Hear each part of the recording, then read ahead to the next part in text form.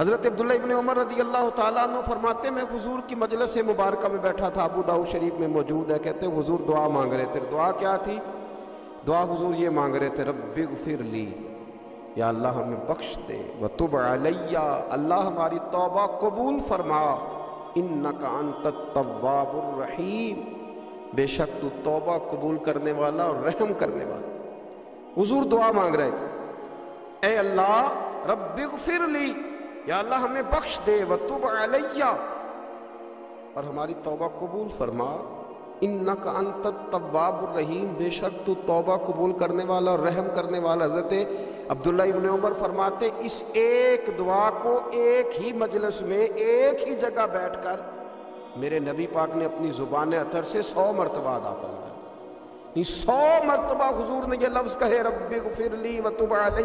رب اغفر لی وتب علی، رب اغفر لی، اے اللہ بخش دے، رحم فرما،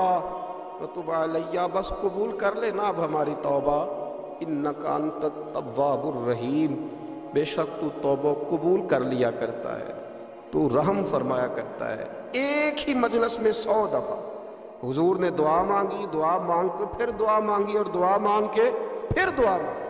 اللہ کو منایا میرے رسول پاک، حضور نے ہمیں بتلایا اسے مناؤ، اس کی بارگاہ عالی مرتبت میں جھکو، اور حضور نے خود بھی یہ طریقہ ہمارے سامنے بطور سنت کے چھوڑا، اور پھر نبی پاک صلی اللہ علیہ وسلم نے آگے بڑھ کے ہمیں کچھ اور باتیں بھی ارشاد فرمائی۔ حضور نے ہمیں بتلایا کہ پچھلے لوگ اپنے رب کو کیسے مناتے تھے، وہ کس طرح اس کے حضور ناز عرض کرتے تھے۔ حضور نے ہمیں اللہ کو منانے کے طریقے بھی بتلائے، فرمایا جب ماں باپ دعا مانگیں گے اولاد کے حق میں تو وہ مان جائے گا۔ حضور علیہ السلام نے فرمایا جب مسافر دعا مانگے گا تو اللہ مان جائے گا۔ فرمایا میرے رسول کریم نے کہ جب بیمار دعا مانگے گا تو اللہ مان جائے گا۔ اور سید عالم علیہ السلام فرمانے لگے جب تمہارے ضعیف، کمزور، مجبور لوگ دعا مانگیں گے تو اللہ مان جائے گا۔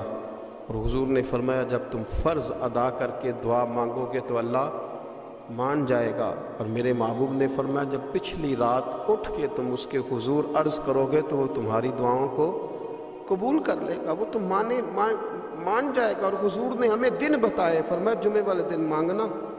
مان جائے گا، شب قدر کو مانگ لینا مان جائے گا، شب برات میں دعائیں کرنا وہ مان جائے گا، رمضان کی راتوں میں مانگنا مان جائے گا، قرآن پاک کے ختم کے موقع پر دعا کرنا مان جائے گا۔ طریقے بتلائے۔ اب یہ ہے کہ ہم نے تو مانگنا تھا نا اس کی بارگاہ، ہم نے تو حاضر ہونا تھا،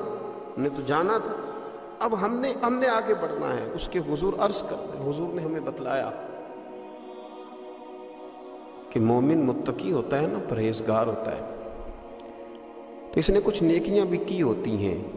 جس طرح اسے اپنے گناہوں کا پتہ ہوتا ہے نا، جسے پتہ ہوتا ہے کہ نہیں یار فلاں کام میں نے فقط اللہ کی رضا کے لیے کیا ہوا ہے، وہ میرا اور میرے رب کا راز ہے۔ فرمایا جب تم بڑے الجھ جاؤ نا، جب تم بڑی آزمائش میں آ جاؤ، اور جب تم سمجھ لو کہ اب میں بڑی تکلیف میں آ گیا ہوں، تو پھر ایک طریقہ حضور نے ہمیں اور بھی بتلایا مانگنے کا، ایک اور طریقہ بھی بتلایا، اور وہ روایت صحیح مسلم میں موجود ہے۔ راوی حضرت عبداللہ ابن عمر رضی اللہ تعالیٰ، حضور فرماتے ہیں 3 لوگ سفر کر رہے تھے، یہ آپ اندازہ فرمائیے صحیح مسلم کی حدیث ہے، اور ذرا حضور کے سمجھانے کا ایک یہ رنگ بھی ہے اللہ کو منانے کا، ایک یہ انداز بھی ہے اس کی بارگاہ میں گزارشات پیش کرنے کا، یہ بھی ایک طریقہ حضور نے ہمیں بتلایا۔ اگرچہ اپنی نیکیوں کو چھپانا چاہیے، نیکیاں جو چھپی ہوئی ہوتی ہیں وہ قیمتی ہوتی ہیں، وہ قیمتی چیزیں ہوتی ہیں جو لوگوں نے چھپا کر کے رکھی ہوتی ہیں۔ حضرت عبداللہ ابن عمر فرمانے لگے کہ نبی پاک صلی اللہ علیہ وسلم فرماتے ہیں 3 لوگ سفر کر رہے تھے، رستے میں طوفان آ گیا، تیز بارش شروع ہو گئی، تو حضور فرماتے ہیں وہ تینوں بارش سے بچنے کے لیے ایک غار میں چھپ گئے۔ ان کو پتہ ہے پرانے زمانے کے اندر غاریں ہوتی تھیں، اور لوگ جب سفر کرتے تھے لمبے تو پتھروں اور پہاڑوں کے بیچ میں سے سفر کرتے تھے، وہ غار کے اندر چلے گئے۔ اب چونکہ طوفان بہت زیادہ تھا، جب وہ غار کے اندر چلے گئے تو اللہ کے پیارے حبیب صلی اللہ علیہ وسلم فرماتے ہیں پتھر اوپر سے لڑکتا ہوا آیا، اور غار کے منہ کے آگے آ کے اس نے غار کو بند کر دیا۔ اب اتنا تیز اور اس مضبوطی کے ساتھ وہ پتھر لگا اور اتنا صحیح فٹ ہوا کہ اندر روشنی آنی بھی ختم ہو گئی۔ اب 3 لوگ ہیں، تھوڑی دیر تو وہ پریشان رہے کہ شاید اب کبھی بچ نہیں سکیں گے، شاید چاروں جانب اندھیرا ہی ہے اور اندھیرا ہی رہے گا، شاید یہاں سے نکلنے کے لیے اب ہمیں کوئی رستہ میسر نہیں آئے گا۔ وہ پہلے تو پریشان ہوئے، پھر کہنے لگے یار اس طرح کرو، ذرا غور کیجئے گا میری بات پہ۔ فرمایا اس طرح کرو، اگر کوئی زندگی میں نیکی کی ہے نا تو ذرا اس نیکی کو یاد تو کرو، اور یاد کر کے اس مالک کے حضور عرض تو کرو، وہ کریم ہے، کوئی آنکھو شاید من جاوے تے گل کم تتڑی دا بن جاوے، عرض تو کرو۔ ان میں سے یہ آپ اندازہ فرمائیے، یہ بات بیان کون کر رہا ہے؟ یہ مدینے والے رسول بیان کر رہے ہیں، یہ نبی پاک علیہ السلام نے بیان فرمایا۔ یہ وہ کہانی ہے جو ہمیں ہمارے نبی پاک نے سنائی، رسول کریم علیہ السلام نے ہمیں بتلائی، یہ داستان محبت۔ حضور فرمانے لگے، ایک نے ان میں سے ہاتھ اٹھائے اور اس نے انداز کیا چھیڑا، عرض کرنے لگا اللہ تو جانتا ہے نا میں نے بکریاں رکھی ہیں، میں غریب ہوں، مزدور ہوں، اور مالک تو یہ بھی جانتا ہے کہ میرے بچے بھی ہیں، بیوی بھی ہے، پر میں جب بھی گھر لوٹا ہوں تو دودھ میں نے بچوں اور بیوی کو پہلے نہیں دیا، بوڑھے ماں باپ کو پہلے دیا۔ اللہ میں نے ان کے ساتھ ہمیشہ کرم کے بازو کھول کر معاملہ کیا، وہ غار میں تنہا بیٹھے ہیں اور اپنے مالک کو منا رہے ہیں۔ عرض کرتے ہیں اللہ تجھے یاد ہے نا ایک رات جب میں بڑی دیر سے لوٹا تھا، لکڑیاں کاٹتے، درخت تلاش کرتے، مجھے دیر ہو گئی، میں دیر سے لوٹا تھا، نیت یہ کر رکھی تھی کہ دودھ سب سے پہلے ماں باپ کو پلاؤں گا، مالک جب میں لوٹا تو وہ بوڑھے تھک کر کے سو گئے تھے، میری بیوی نے مجھے کہا کہ بچوں کو پلا دو، وہ سو گئے، تو میں نے کہا نہیں میرے ذمے ہیں ان بوڑھوں کے دل کو ٹھنڈا کرنا، ان سے پیار کرنا۔ اللہ بیوی مانگتی رہی، بچے طلب کرتے رہے، میری ٹانگوں میں گھومتے رہے، بار بار آتے رہے، پر میں نے دودھ نہیں پلایا۔ اے مالک فجر ہو گئی، آفتاب طلوع ہونے کا وقت آ گیا، پر میں نے ماں باپ کے بیدار ہونے کا انتظار کیا۔ اے اللہ وہ جب اٹھے تو ان کی آنکھوں میں جو میرے لیے دعا تھی اور ان کے سینوں میں جو میرے لیے کرم تھا، اگر تیری بارگاہ میں وہ نیکی قبول ہے